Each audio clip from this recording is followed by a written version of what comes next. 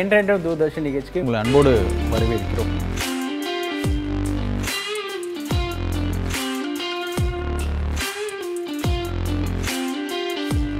சூப்பரான கெஸ்ட் வர போகிறாங்க. தூர்தர்ஷனில் வந்து நம்ம டிஃப்ரெண்ட் ஸ்டேஷன் ஒர்க் பண்ணும்போது different culture and different language ஈஸியாக நமக்கு வந்து கற்றுக்கிறதுக்கு ஒரு சான்ஸு.